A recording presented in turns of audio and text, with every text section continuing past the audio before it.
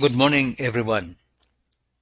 On the outset, we would like to thank God for this wonderful day He has given us, and all these blessings we receive which enable us to start our National Service Training Program. In behalf of CPU community in general and of the CPU National Service Training Program family in particular, I would like to congratulate and thank you and welcome you all to Central Philippine University, your school, in the pursuit of your chosen career.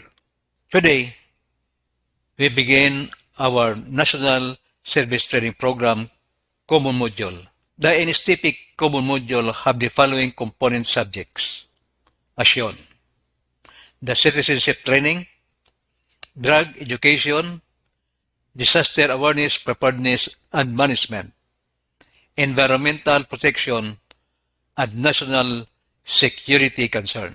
I am your instructor on the first subject component of the NSTP Common Module.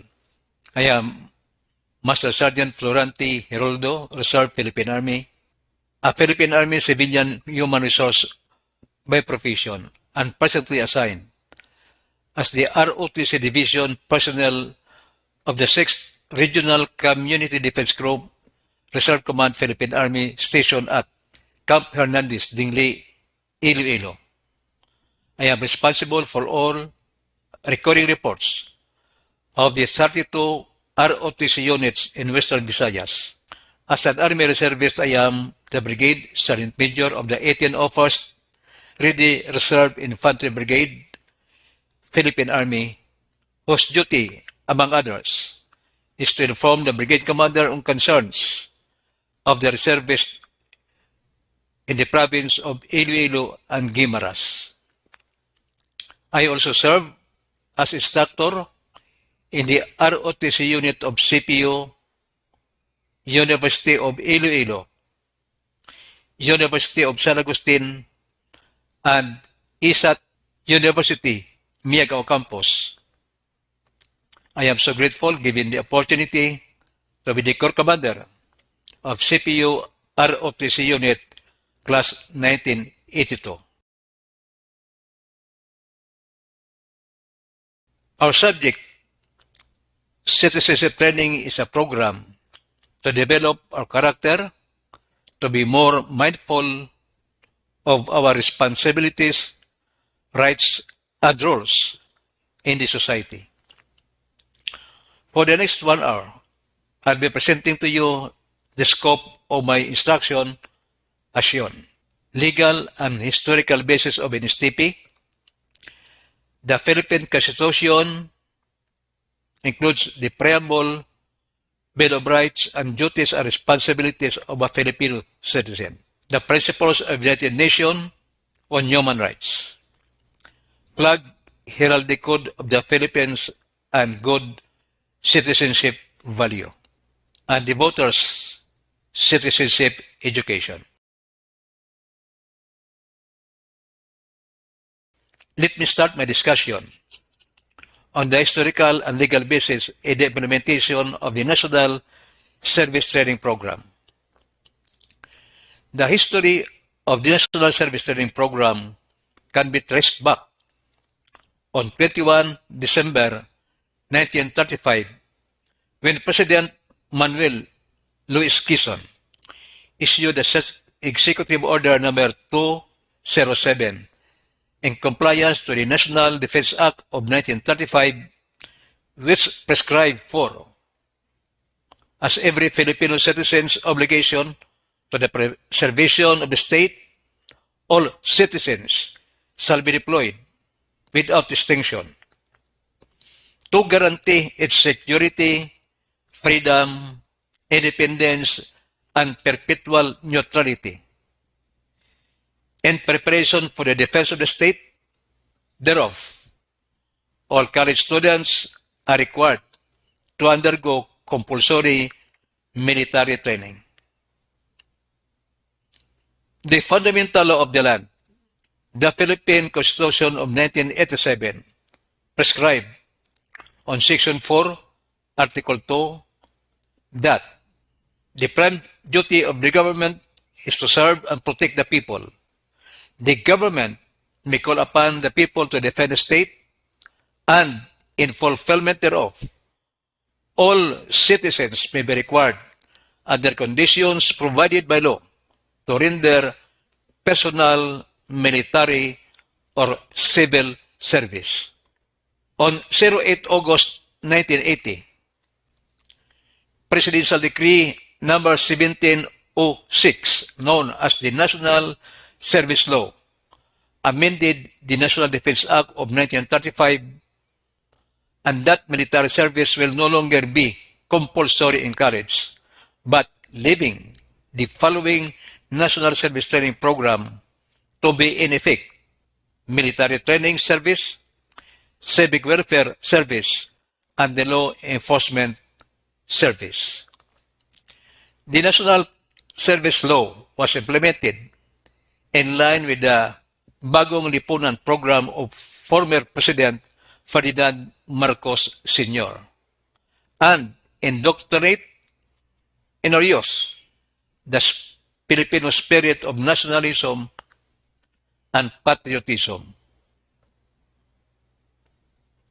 Beginning from elementary to college. But sad to note, however, that was the beginning of the protest against campus militarization and eventually the abolition of CAT in high school in the late 1990s, and series of modification in the ROTC program of instructions in college. Going back, sometimes, in the early years of 1980s, CPU was selected to pilot the National Service Training Program in the whole Western Visayas.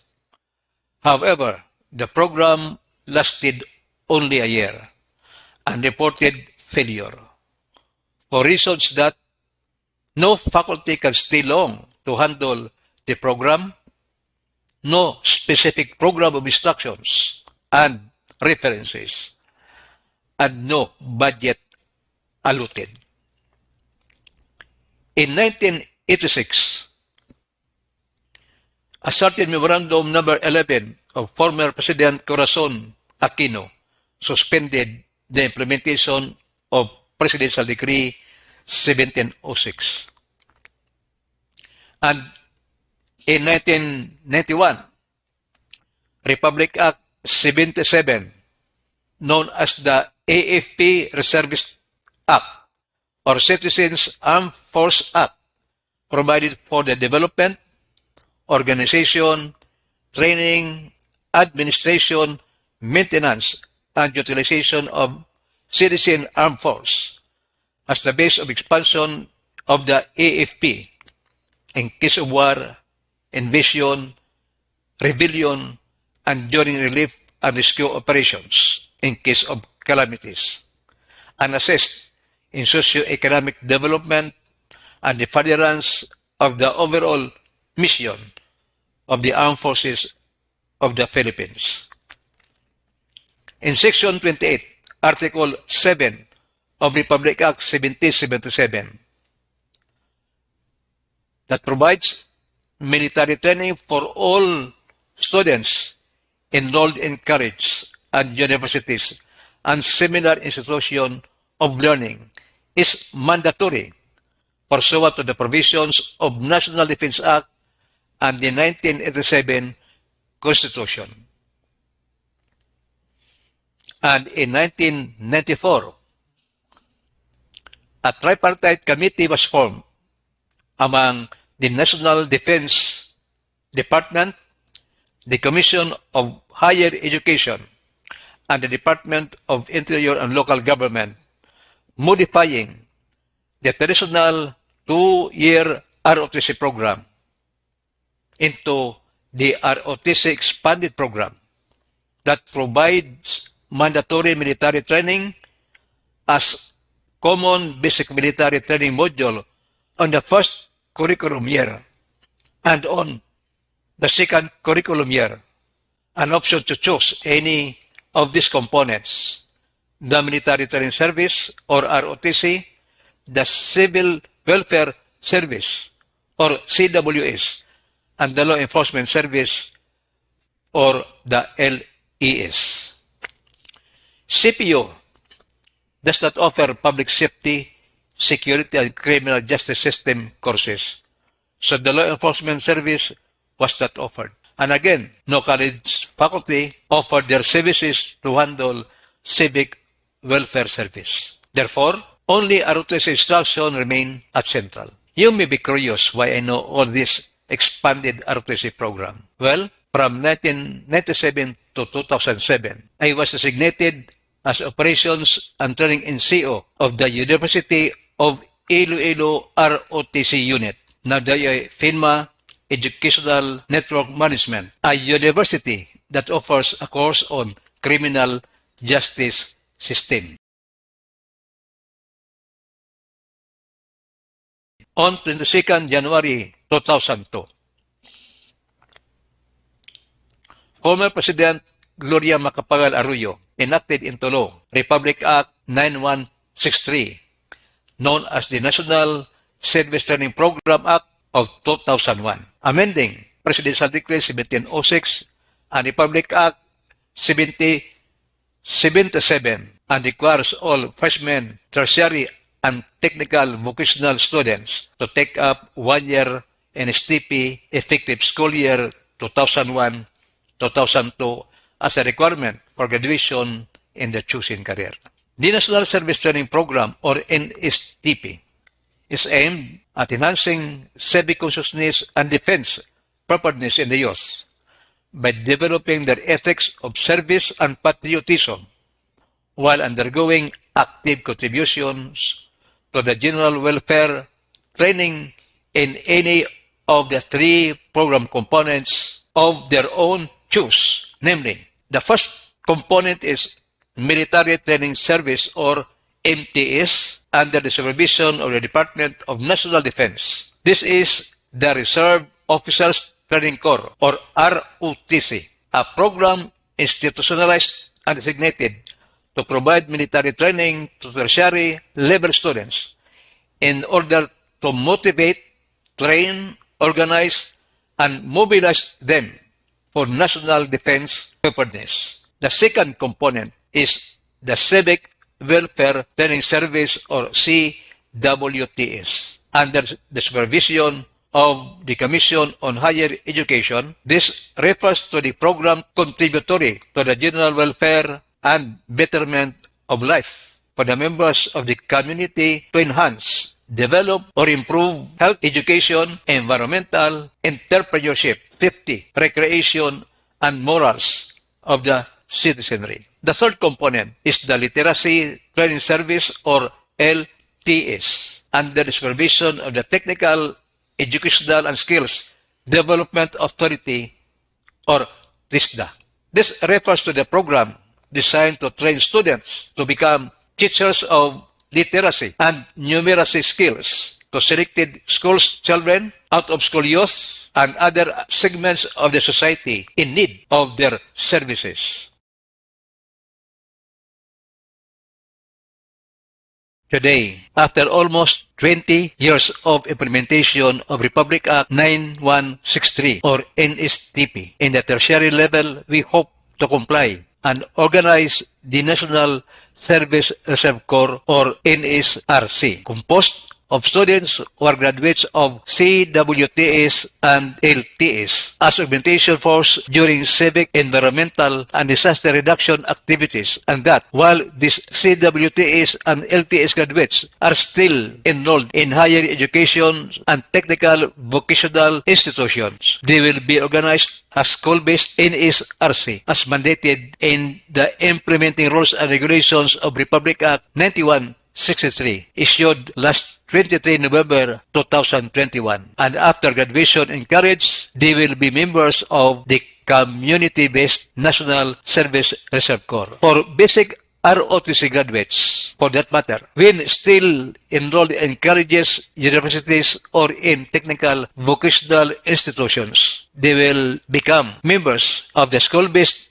Ready Reserve Units or RRU, and after graduation from college will form part of the reserve component of the Armed Forces of the Philippines in compliance to their mandate in Republic Act 7077 as citizen army and serve as augmentation force of the Armed Forces of the Philippines against all enemies, foreign and domestic. Let me continue my presentation with the most common knowledge every Filipino must have. The preamble of the 1987 Constitution of the Republic of the Philippines. Shall we read it all together in unison? Start. Preamble. We, the sovereign Filipino people, implore the aid of Almighty God, in order to build a just, humane society, and establish a government which shall embody our ideals and aspirations, promote the common good, conserve and develop patrimony, and secure to ourselves and our prosperity the blessings of independence and democracy, under the rule of law and the regime of truth, justice, freedom, love, equality, and peace. Do ordain and promulgate this Constitution. Thank you so much for reading. The preamble is our identity when we state that we, the sovereign Filipino people. It is our ideals and aspiration when we state that in order to build a just and humane society and establish a government that shall embody our ideals and aspirations. The preamble is our vision when we state that promote the common good, conserve and develop our patrimony, meaning develop our property and inheritance. The preamble is our mission when we state that secure to ourselves and our posterity the blessings of independence and democracy. The preamble is our commitment when we state that under the rule of law and regime of truth, justice, freedom, love, equality, and peace, do ordain and promulgate this Constitution. That is our that is our preamble of the Filipino people.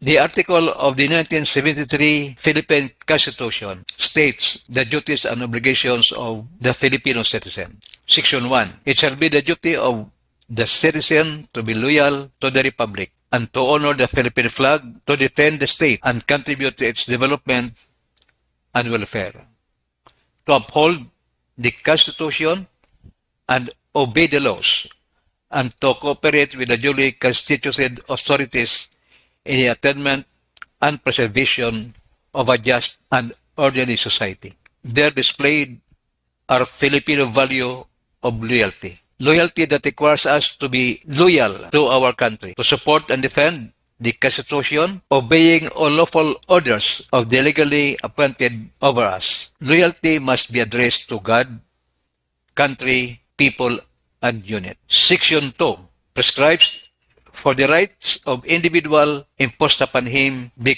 correlative duty to exercise them responsibly and with due regards for the rights of others. This display our Filipino value of duty. The obedience and disciplined performance of duty despite of difficulty and danger, accomplishing all assigned tasks to the fullest of one's capabilities in sense of responsibility, selfless service, and competence. This speaks of our Filipino value of valor, the power, the strength, the courage, and ability to overcome fear, to carry out our mission, to accomplish what is seemingly impossible, accept full responsibility of our actions, and to stand for what is right, regardless you become unpopular, knowing that your right ends where others' right begins. Section 3 provides that it shall be the duty of every citizen to engage in gainful work to assure himself and his family a life worthy of human dignity.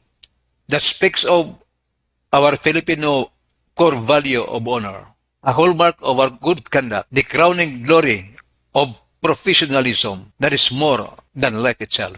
Section 4 prescribe 4. It shall be the obligation of every citizen qualified to vote, to register and cast his vote. This is our exercise of right of suffrage. What is a good Filipino citizen?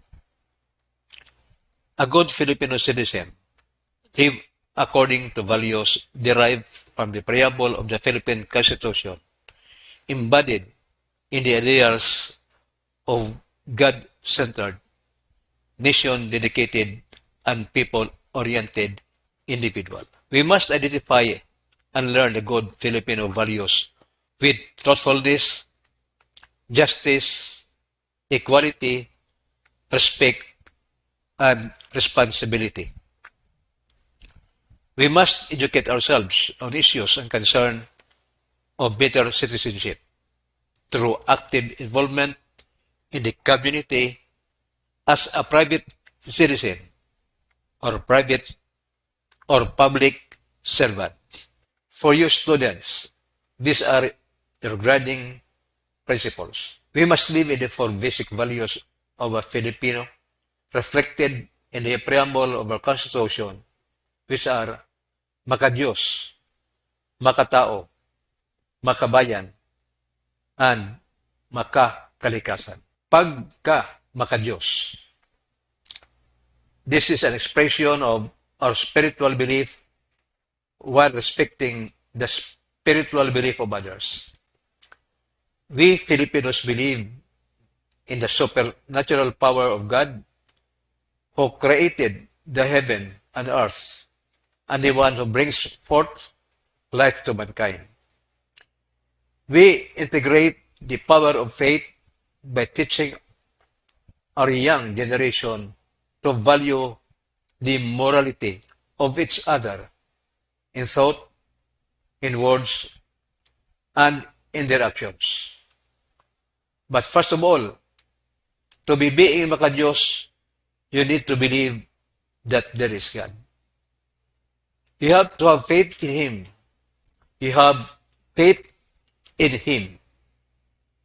You will be able to process other essential building blocks such as respect for life, order, work, concern for the family, and future generation.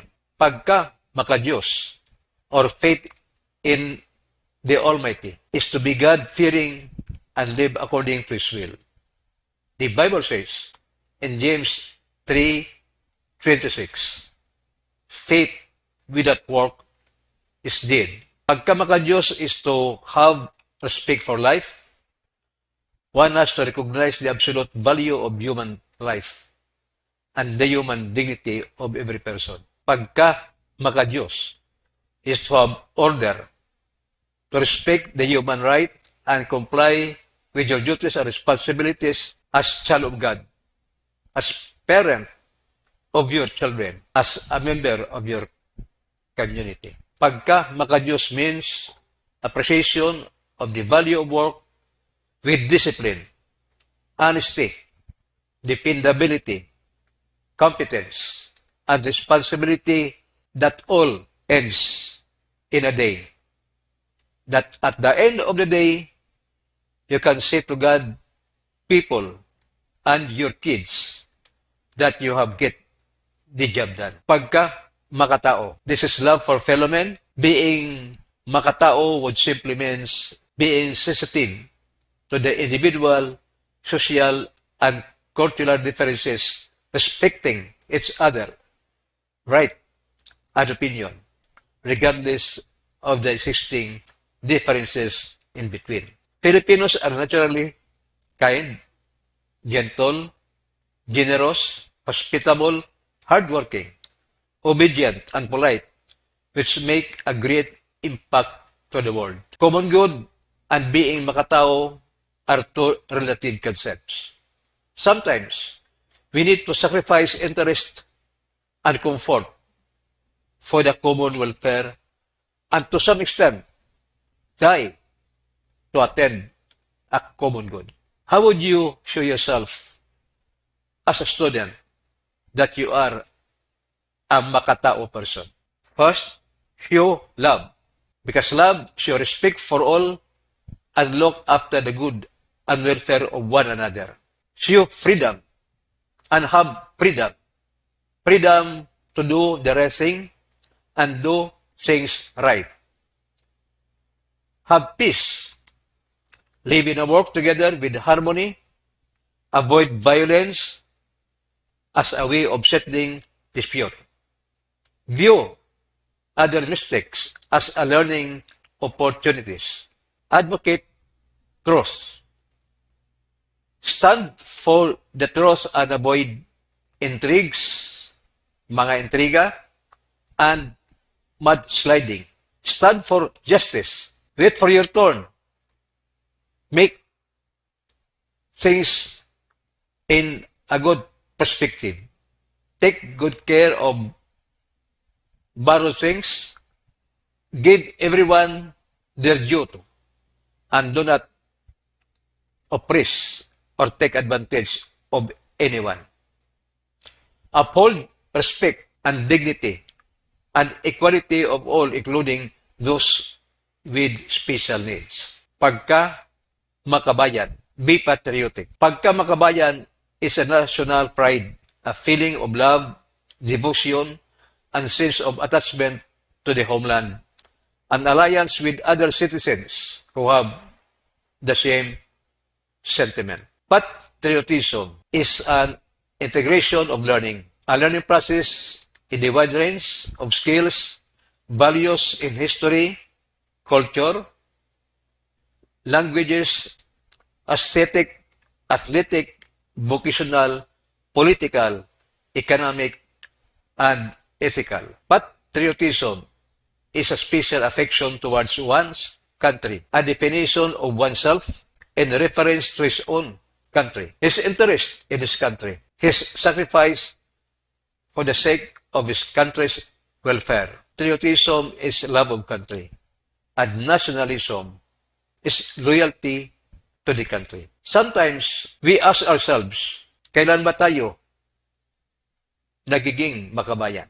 When we display official patriotism by displaying the national flag, singing the national anthem, saying di panatang makabayan or panunumpa sa batawat or participating in the mass rally, when we display icon patriotism through actions that have positive impact in our country, when we display extreme or blind nationalism, primarily on the platform of familial militarization, cults, classism, symbolism, myth, or sense, when we display capital patriotism, we found in a very dominant character of other people. When we display environmental patriotism, believing that the national environment defines the country's great value. When we speak of our mother tongue to be understood by our countrymen, or when we vote as the best way to honor the principles upon which our nation was built. Pagka makabayan, this is showing unity and equality, for there is and there will never be real makabayan so long as no one feels inferior or superior to the other. Pagka makabayan is a reflection of our respect for law and duly constituted authorities. Pagka makakalikasan, this is love of environment and concern for environment. Makakalikasan is our care and concern with the maintenance of ecological balance by making our environmental surroundings clean and green, and the conservation of environment and natural resources such as water, land, and air by involving efforts contributory to the welfare of environment such as planting trees, clean up drive, implementing proper waste segregation and disposal using the 3 Rs: reduce, reuse, and recycle. The value of being makakarikasan involves love of country and loyalty to the land of our birth. Unity in diversity, equality, justice and respect for law and order in the conservation and development or patrimony or natural wealth. May I leave to you a question. Ikaw ba, mahal mo rin ang kalikasan? Paano? Our next topic this morning is the United Nations Principles of Human Rights. Human rights are universal and inalienable, meaning they are absolute, indivisible, interdependent, and interrelated. They are universal because they are common, adapted all worldwide. Because everyone is born with and possess the same rights regardless of where they live, their gender, or race, or their religious, cultural, or ethnic background. Inalienable because people's rights can never be taken away. Indivisible and interdependent because all rights, be it political, civil, social, cultural, and economic, are equal in importance and none can be fully enjoyed without the other. They apply to all equally and all the same right to participate in decision making that affect their lives. They are upheld by the rule of law and strengthened through legitimate claims for duty bearers to be accountable to their international standards. Every 10th day of December, the international community observes the Human Rights Day. It commemorates the day when the United Nations General Assembly adopted the Universal Declaration of Human Rights in 1948. The declaration is not a binding document, but it has inspired more than 60 human rights instruments that constitute the international standard of human rights. The United Nations Declaration of Human Rights set fundamental rights to which all of us are entitled. Here are the 10 basic human rights every individual must know. First, the right to live. Every individual has the right to live, which means it is the government's responsibility to protect human rights and safeguard human life. Second, the right to freedom from torture. This means that no individual should be subject to torture or cruel or inhuman or degrading treatment of punishment. The right to equal treatment, irrespective of their color, caste, the class or standing in the society, religion, and gender. Every individual must be treated the same, and the right reminds them of it, or they have to demand equal treatment. The right to privacy.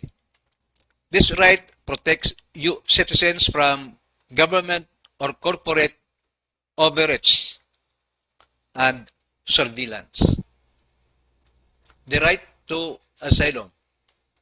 The right to asylum is an old right dated back to the ancients, when churches were allowed to protect anyone, including criminals, who sought refuge in the church.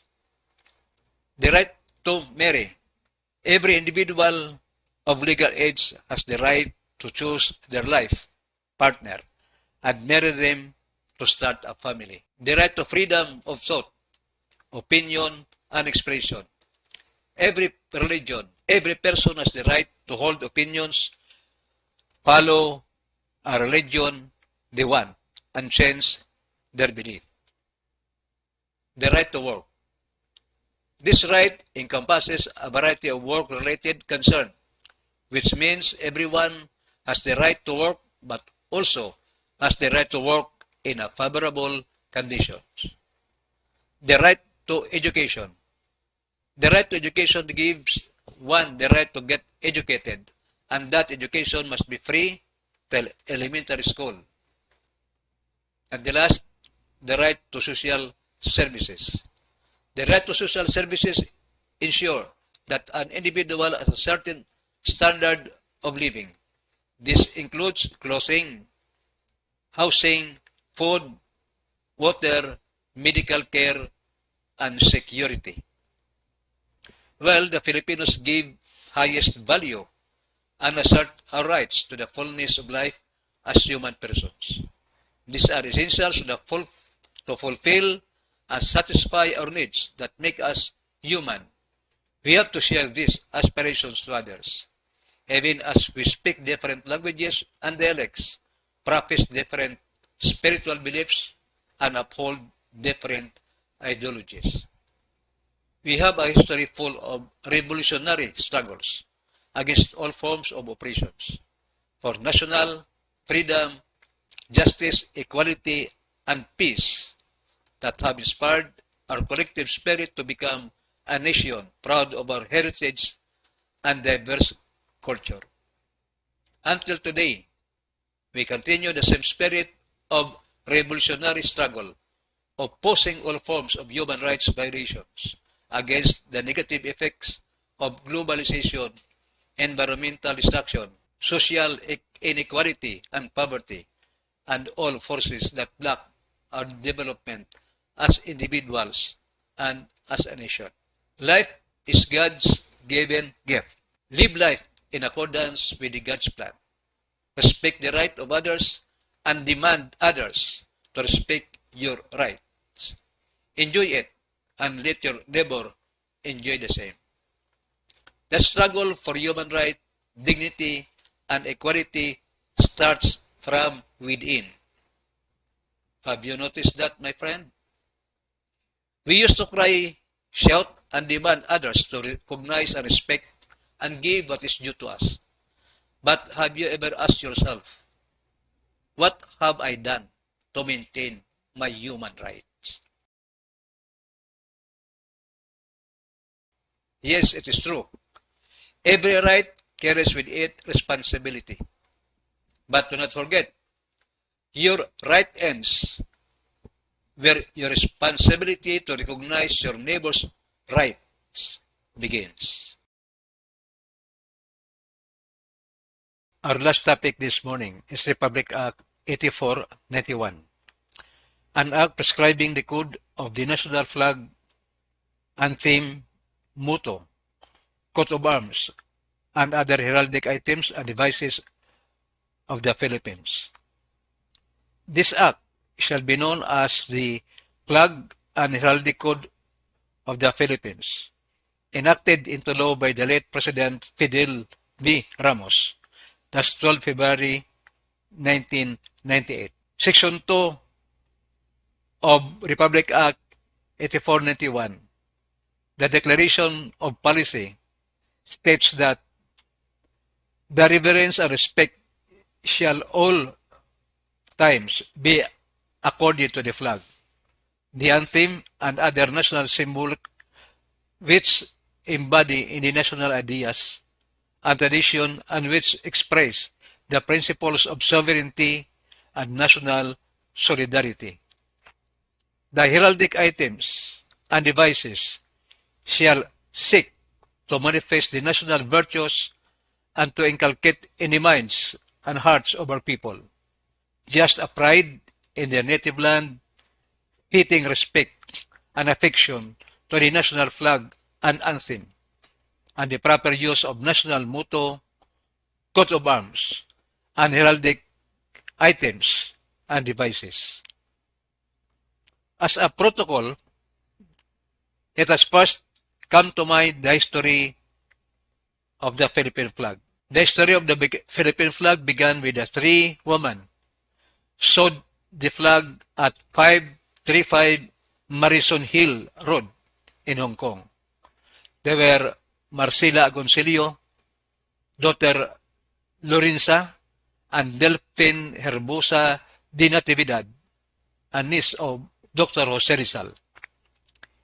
It was first shown and waved by General Emilio Aguinaldo in Cavite, Cavite on June 12, 1898 during the Independence Day celebration. And 12 May 1962, it was officially proclaimed that every June 12 is the National Independence Day by virtue of Proclamation number 28 of President Diosdado Macapagal. The concept and main feature of the Philippine flag was to reflect the ideas and aspirations of the Filipino people. In the equilateral triangle, which many believe was a memento of the Katipunan standard. The three keys of the Katipunan are the kataas-taasan, kagalang-galangan, katipunan ng mga anak ng bayan, were sometimes arranged in triangular manner, considering also that the most of the insignias of the Katipunan were patterned after Masonic emblems in a triangular shape. In the center of white equilateral triangle is a golden sun. The 8 rays and 3 5-pointed stars in its corner. The 8 rays represented the first 8 provinces that courageously defied and revolted against the Spaniards. They were Manila, Cavite, Bulacan, Pampanga, Tarlac, Batangas, Laguna, and Nueva Ecija. Similar revolts spread to other parts of Luzon, Visayas, and Mindanao. The three geographical areas represented by the 3 stars pointed, the 3 geographical areas represented by the 3 5-pointed stars are Luzon, Visayas, and Mindanao. The color white symbolizes purity and peace. The blue symbolizes the high political purpose and ideals, while courage, bravery, heroism, and willingness to shed blood in the defense of the country of the Filipino patriots are embodied in the red flag. The Flag Day was proclaimed on May 24, 1994. President Fidel Ramos issued an Executive Order number 179 to allow government officials and residences to display the national flag from 24 May to 12 June or every year. Now let us proceed to the hosting and display of the national flag. Section 5. The flag shall be displayed in all public buildings, official residences, public plazas, and institutions of learning every day throughout the year. Section 6. The flag shall be permanently hosted day and night throughout the year in front of the following: in Malacanang Palace, the Congress of the Philippines Building, in Supreme Court buildings, the Rizal Monument in Laguna, Manila Aguinaldo Shrine in Cavite, Cavite, Baraswan Shrine in Malolos, Bulacan, the Tomb of the Unknown Soldiers, Libingan ng mga Bayani, Auswilo de los Veteranos de la Revolución, all international ports of entry and all other places as may be designated by the Institute. The flag shall be properly illuminated at night.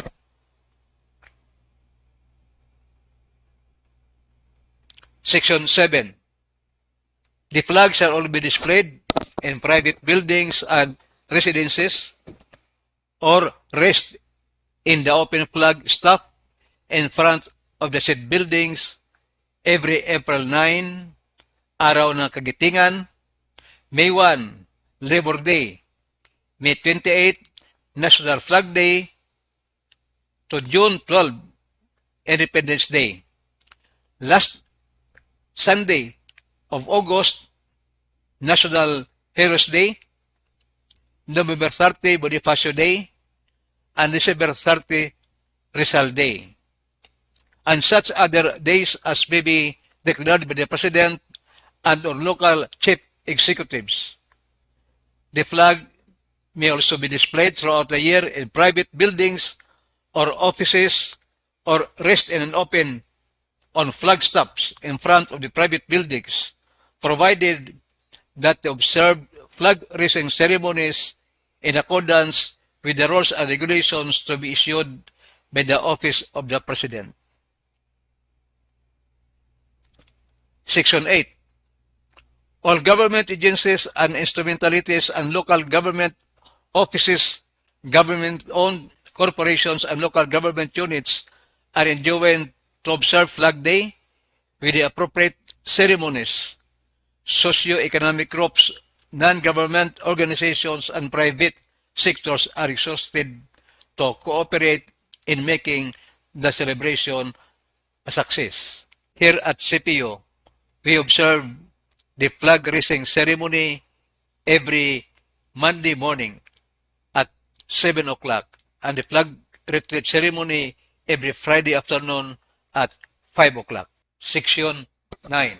The flag shall be flown on merchant ships of the Philippine Registry of more than 1,000 gross tons and on all naval vessels. On board naval vessels, the flag shall be displayed in the flagstaff at the stern when the ship is at anchor, as shown in the picture.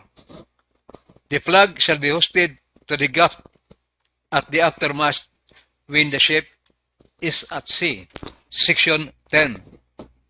The flag, if flown from a flagpole, shall have its blue field on the top in time of peace, and the red field on the top in times of war. If in a hanging position, the blue field shall be to the right, left of the observer in time of peace, and the red field to the right, left of the observer in times of war. Section 11. If planted on the ground, the flagpole shall be at a prominent place and shall be of such height as would give a flag a commanding position in relation to the buildings on the vicinity, as in picture A. If attached to a building, picture B, the flagpole shall be on the top of its roof or anchored in a sill projecting at an angle upward. If on the stage or platform or government office, picture C, the flag shall be at the left facing the stage or the left of the office upon entering. Section 12. When the Philippine flag is flown with another flag, the flags, if both are national flags, must be flown on a separate staff of the same height and shall be of equal size. The Philippine flag shall be hoisted first and lowered last. If the other flag is not a national flag, it will be flown in the same lanyard as the Philippine flag but below the latter, and it cannot be of greater size than the Philippine flag. Section 13. When displayed with another flag, the Philippine flag shall be on the right of the other flag, as in picture A. If there is a line of other flags, the Philippine flag shall be in the middle of the line, picture B. When carried in a parade with flags which are not national flag, the Philippine flag shall be in front of the center of the line, as portrayed in picture B. Section 14. A flag worn out through wear and tear, meaning through edges and irregular use of the flag, shall not be thrown away. It shall be solemnly burned to avoid misuse or desecration. The flag shall be replaced immediately when it begins to show signs of wear and tear. Section 15. The flag shall be raised at sunrise, as shown in picture A, and lowered at sunset, as shown in picture B. It shall be on the mast at the start of the official office hours, and shall remain flying throughout the day. Section 17. The flag shall be hoisted to the top briskly, meaning hoisted fast, and lowered ceremoniously, meaning lowered slowly. Fast to symbolize that the development of the country should also be fast, and lowered, symbolizing that whenever the country goes down, it should be slowly by slowly. The flag shall never touch anything beneath it, such as the ground, flood, water, or other objects. After being lowered, the flag shall be handled and folded solemnly as part of the ceremony, meaning the audience must have to wait until the flag is folded. And when the flag is folded, that ends the flag retreat ceremony. Section 16. The flag may be displayed on the following manner: inside or outside a building, as portrayed in picture A, or on a stationary flagpole. If the flag is displayed indoors on a flagpole, it shall be placed at the left of the observer as one enters the room. From the top of the flagpole, as portrayed in picture B, which shall be at a prominent place or a commanding position in relation to the surrounding buildings. From a staff projecting upward from the window sill, as in picture C, canopy, balcony, or facade of a building. The flag may be displayed in a suspended position from a rope extending from a building to pole erected away from the building, as portrayed in picture D. Picture E shows that the flag is flat against the wall vertically with the sun and the stars on the top. If it is across the street, as in picture F, hanging in a vertical position across a street, the blue field pointing east if the road is heading south or north, or pointing north if the road is heading east or west. The flag shall not be raised when the weather is inclement, meaning if the weather is bad, it should not be raised. If already raised, in case of inclement weather, the flag shall not be lowered. Section 23. The flag shall be flown at half-mast as a sign of mourning on all buildings and places where it is displayed, as provided for the Act on the day of the official announcement of the death of any government officials. Half-mast is done in this manner. Listen properly. In the morning, during the flag ceremony, a normal flag raising ceremony shall be displayed. As soon as the flag is at the top of the pole, it should be lowered to the center slowly. Then, thereat, the rope shall be tied on the pole. Section 24. The flag may be used to cover the caskets of the honored dead of military, veterans of previous wars, national artists, and of civilians who have rendered distinguished service to the nation, as may be determined by the local government unit concerned. In such cases, the flag shall be placed such that the white triangle shall be at the head of the casket as portrayed in picture A, and the blue portion shall cover the right side of the casket, and of course the red color at the left side of the casket. Section B portrayed the manner how we display the flag during funeral honor, as shown in picture B. The picture C, the flag shall not be lowered to the grave or allowed to touch the ground, but shall be folded solemnly according to the procedure shown in picture C, and handed over to the ears of the deceased as shown in picture D.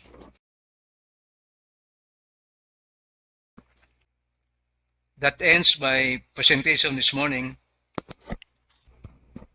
Thank you and have a good day.